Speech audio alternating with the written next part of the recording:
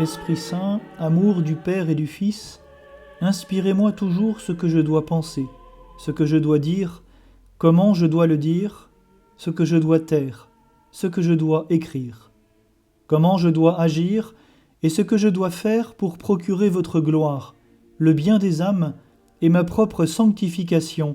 Amen.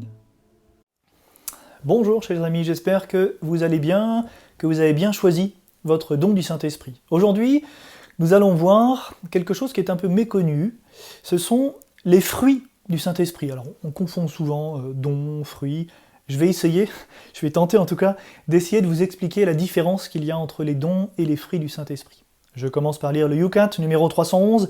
Quels sont les fruits du Saint-Esprit? Les fruits de l'Esprit sont charité, joie, paix, patience, amabilité, bonté, douceur, mansuétude, fidélité, modestie, continence, chasteté. Et il nous renvoie à Galates 5, 22, 23, mais pas dans la traduction actuelle, dans la traduction ancienne de la Vulgate. Cette énumération des fruits de l'Esprit montre à quoi parviennent ceux qui se laissent saisir, conduire, formés par Dieu. Les fruits du Saint-Esprit montrent que Dieu joue vraiment un rôle dans la vie du chrétien.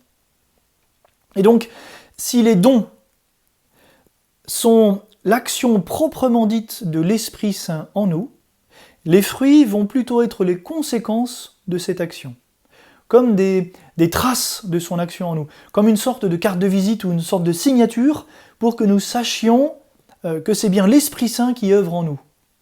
Quand je ressens, quand je vis de la charité, de la joie, de la paix, de la patience, de l'amabilité, quand tout ça est en moi, je sais que l'Esprit Saint travaille en moi. Voilà, c'est une manière de pouvoir discerner l'action de l'Esprit Saint en moi. Alors, parmi ces 12 fruits, on peut les classer en 3 catégories. Tout d'abord, les fruits qui vont concerner la relation de l'âme à Dieu. Ce sont la charité, la joie, la paix et la patience. Ensuite, les fruits qui concernent l'âme dans ses relations avec le prochain. L'amabilité, la bonté, la douceur, la mansuétude et la fidélité. Et enfin, les fruits qui concernent l'âme dans ses relations avec son propre corps, la modestie, la continence et la chasteté. Alors, tout d'abord, l'âme dans ses relations à Dieu. La charité. La charité, c'est la racine de tous les autres fruits. Elle les renferme tous, et elle est renfermée à chaque fois dans chacun d'eux. C'est la perfection de notre âme, car elle nous unit à Dieu comme à sa fin dernière. Dieu est notre but, c'est vers lui que nous allons. Elle nous rend membres vivants de Jésus-Christ et nous attache aux autres membres de l'Église. On voit là les 2 actions de l'Esprit Saint en nous. L'Église, nous, l'Église pour nous rassembler, nous pour aller dans l'Église et pour aller vers le prochain. C'est aussi l'Esprit Saint lui-même, puisqu'il est l'amour du Père pour le Fils et du Fils pour le Père, c'est l'amour en personne. Quand nous recevons, quand nous vivons de ce fruit de l'Esprit Saint, qu'est la charité, nous vivons pleinement de l'Esprit Saint. Ensuite, la joie. La joie est une disposition de l'âme par laquelle nous nous réjouissons de toutes les perfections de Dieu et de tous les biens de notre prochain, ainsi que de tous les biens qui sont en nous pour la gloire de Dieu. Rien à voir avec les petits plaisirs de la vie ou les joies mondaines que nous pouvons connaître, qui sont un peu comme des cachets d'aspirine que je mets dans un verre d'eau. Ça s'agite, et puis après il n'y a plus rien. Cette joie, elle est vraiment un état. Saint Augustin va dire que Dieu seul doit être l'objet de notre joie. Voilà pourquoi Saint Paul nous exhorte à nous réjouir toujours dans le Seigneur, Philippiens 4,4. Cette joie spirituelle provient d'une conscience pure, et elle est pour l'âme déjà un peu le paradis anticipé. La paix. La paix, c'est la tranquillité de l'âme, le lien de l'amour, l'union de la charité. Elle nous rend paisibles nous-mêmes par la maîtrise qu'elle nous donne sur les passions qui peuvent troubler notre âme.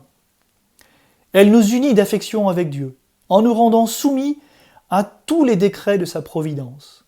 Elle nous unit de sentiments avec le prochain, en nous faisant éviter tout ce qui pourrait faire de la peine à nos frères. La paix du Seigneur est un bien qui surpasse tout sentiment. Nous voyons là aussi que la paix n'est pas cette espèce d'absence de guerre, mais c'est bien un état dans lequel l'Esprit Saint nous établit. Et enfin la patience, c'est une vertu qui nous fait supporter avec résignation et courage tous les maux de cette vie, aussi grands et aussi longs soient-ils. Elle a deux grands motifs, deux grandes causes qui l'animent. Le premier est une espérance ferme et inébranlable d'en être récompensé dans le ciel. Le second, qui est le plus parfait, c'est celui de l'amour de Dieu.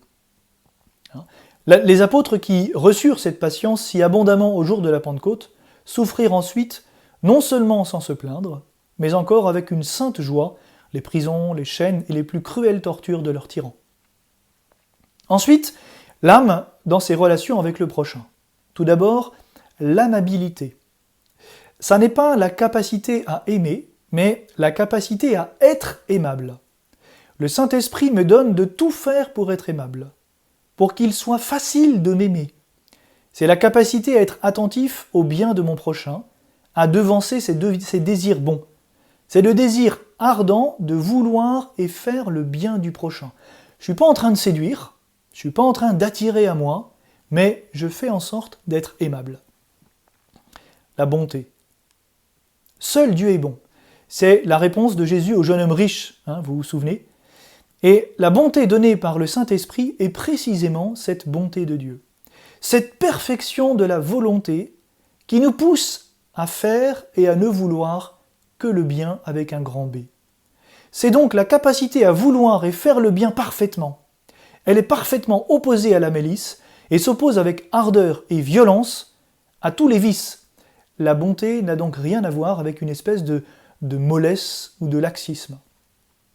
La douceur. Jésus dit de lui qu'il est doux et humble de cœur. La douceur, ça va être en fait cette soumission inconditionnelle à Dieu le Père, par amour filial. Je ne suis pas soumis parce qu'il faut être soumis, mais j'observe sa volonté, je la cherche et je veux la faire parce que je l'aime et parce que j'ai compris qu'il est mon Père et qu'il veut mon bien. Je suis tellement fils de Dieu que j'ai une confiance aveugle en lui, que je cherche sa volonté et que je n'ai comme seul désir lui obéir. La douceur est inséparable de la force. On voit bien que là aussi, rien à voir ni avec la mollesse, ni avec une espèce de lâcheté ou de laxisme. La mansuétude, là on connaît un peu moins ce mot-là. C'est une vertu par laquelle nous réprimons la colère, que nous éprouvons contre ceux qui nous outragent. Elle est liée un petit peu à la patience. Elle fait qu'au lieu de répondre injure pour injure à ceux qui nous attaquent, nous ne perdons pas même la sérénité de notre visage, ni la tranquillité de notre cœur, ni la paix de notre âme. Et enfin la fidélité, elle consiste en une confiance candide, sans défiance, sans subterfuge, sans artifice, à tout engagement contracté. Cette vertu, on le voit bien, est ainsi à la base des relations sociales. Si je ne suis pas fidèle envers tous les engagements que j'ai contractés, comment est-ce que je peux vivre en société ? Et enfin, les trois fruits de l'âme dans ses relations avec son propre corps. Tout d'abord, la modestie. La modestie, elle va composer l'agir extérieur de l'homme et va régler tous ses mouvements avec bienséance et honnêteté, en tenant compte des personnes, des affaires, du temps, des lieux et des autres circonstances. Elle est très importante pour édifier le prochain. Par la modestie, je vais régler mon agir vers l'autre et dans la société. La continence, c'est une vertu un peu austère, qui nous fait résister à l'attrait des passions et à tous les désirs charnels. On l'appelle ainsi parce que l'homme, étant porté par sa nature blessée par le péché originel, à la recherche des plaisirs sensuels, il faut qu'il se contienne pour vaincre les tentations. Et enfin, le 12e fruit, la chasteté. Cette vertu provient de la précédente et en est la perfection. Elle préserve le corps et l'âme de toute souillure et s'effraie de la moindre pensée contraire à la pureté. Par elle, le corps devient vraiment le temple du Saint-Esprit. Voilà, les dons du Saint-Esprit, donc c'est l'agir pleinement direct de Dieu, de l'Esprit Saint en moi. Les fruits de l'Esprit Saint, ce sont les traces, la signature de l'Esprit Saint en moi. Et ça nous permet ainsi de discerner quand l'Esprit Saint travaille en moi. Quand je vis de ces fruits, quand vous ressentez en vous tous ces fruits, vous pouvez vous dire que Dieu n'est pas loin. Je vous invite à à réécouter. Je vais vous mettre aussi là, sur le site internet la liste de ces dons et des fruits du Saint-Esprit pour que vous puissiez relire tout ça à tête reposée. Je vous invite là aussi à regarder quels sont les fruits que vous avez le plus souvent en vous, et je vous invite là aussi à prier l'Esprit Saint pour qu'il vous comble de tous ces fruits, pour qu'il fasse en sorte que vous puissiez vraiment vivre à travers tout ce temps pascal, non seulement des dons du Saint-Esprit, mais aussi des fruits. Voilà, à demain!